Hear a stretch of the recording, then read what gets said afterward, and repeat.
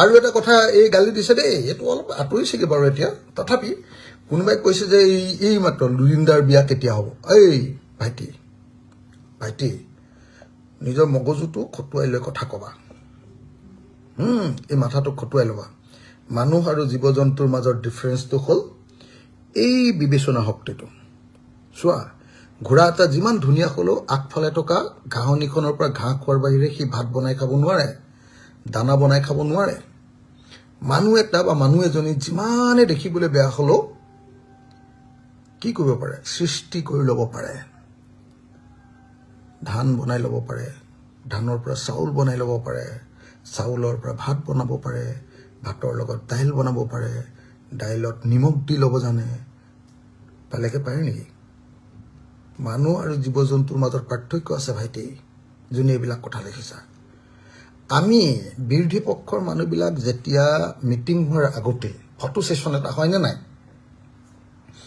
মিটিংখন কৰাৰ আগত তাৰমানে পিছত সাংবাদিকক মিটিঙত সোমাবলৈ নিদিয়ে নহয়, আৰু মাজৰখিনি সময়ত কথা পাতি থাকোঁতে সেই প্ৰথম যিটো ফটো ছেশ্যন হৈছিলে, সেই সাংবাদিকখিনি আহোঁতে আমি টাইম এনে ফ্ৰীকৈ আছোঁ ন, 10 মিনিট মানে এনেকৈ ফটো তুলি আছে না কেমেৰাত। তেতিয়া আমি ধেমালিত কৈছিলোঁ, ময়ে কৈছিলোঁ দুখটো মোৰেই, যদি আপোনালোকে কিবা গণ্ডগোল উলিয়াব খুজিছে দুখটো মোৰেই। মই কৈছিলোঁ এইবাৰ লুৰিণৰ বিয়াখন পাতিব লাগে, এনেকৈ কৈছিলোঁ। এইটো হ'ল মানৱীয় সম্পৰ্ক। লুৰিণৰ লগত মোৰ ভাল সম্পৰ্ক, আমাৰ বিৰোধী পক্ষবিলাকৰ মাজত ভাল সম্পৰ্ক। এইটো আমাৰ যে আন্তৰিকতা, আমাৰ লগত কোনো বছ নাই। হিমন্ত বিশ্ব শৰ্মা তেওঁলোকৰ বছ, নৰেন্দ্ৰ মোদী আৰু অমিত শ্বাহৰ সন্মুখত বাকীকেইটাই মাত পাতিব নোৱাৰে, সেইকেইটা হিটলাৰ। সিহঁতৰ মিটিঙত এনেকুৱা ফূৰ্তি তামচা থাকিব নোৱাৰে, সিহঁতৰ মিটিঙত এনেকুৱা ঘৰুৱা কথা থাকিব নোৱাৰে।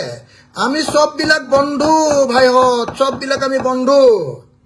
গতিকে আমাৰ মিটিঙত, ফৰ্মেল মিটিং হোৱাৰ আগত আমি এনেকুৱা ধেমালি, বন্ধুৰ লগত ধেমালি কৰা নে নকৰা, প্ৰেয়সীৰ লগত ধেমালি কৰা নে নকৰা ভাইটি, ঘৰত কৰা নে নকৰা, বন্ধুসকলৰ লগত টাছত কৰা নে নকৰা? বুজি লোৱা কথাটো যে আমি যিটো কৰিছোঁ এইটো এটা আমাৰ মানৱীয় সম্পৰ্ক, ধেমালি ধুমুলা মৰম চেনেহ, লুৰিণ আৰু মোৰ মাজৰ সম্পৰ্ক এইটোৱে। বুজিছানে নাই? যিজনে লিখিছিলা এইবিলাক কথা নকবা।